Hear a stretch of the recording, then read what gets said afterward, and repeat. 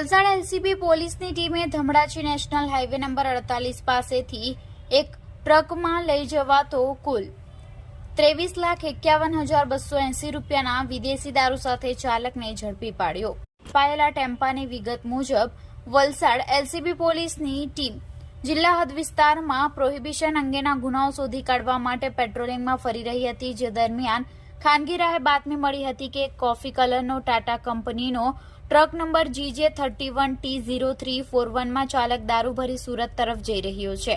જે બાતમીના આધારે એલસીબી પોલીસની ટીમે Dhamdachi national highway number 48 Ramdev hotel સામે મુંબઈથી અમદાવાદ તરફ જતા રોડ ઉપર વોચ ગોઠવી હતી.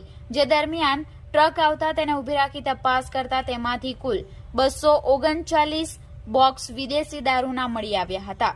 ટ્રક અને ચાલકને રૂરલ પોલીસ મથકે લાવી મુદ્દામાલની ગણતરી કરતા ટ્રકની કિંમત 8,239 બોક્સ વિદેશી દારૂ, જેમાં કુલ 7,500 નંગ વિદેશી દારૂની બોટલ નંગ જેની કિંમત 23,51,280, એક મોબાઈલ ફોન જેની કિંમત 5,000 તેમજ ટાઇલ્સ સાફ કરવાના હેડ મશીન કુલ 211 જેની કિંમત 1,33,985 મળી કુલ 32,90,265 રૂપિયાનો મુદ્દામાલ કબજે લઈ ચાલક ભરતભાઈ ગિરધરભાઈ સેજરિયા ને ઝડપી પ્રોહિબિશનનો જથ્થો ભરાવનાર અજાણ્યા ઇસમને વોન્ટેડ જાહેર કરી રૂરલ પોલીસ મથકે પ્રોહિબિશન અંગે ફરિયાદ દાખલ કરી છે.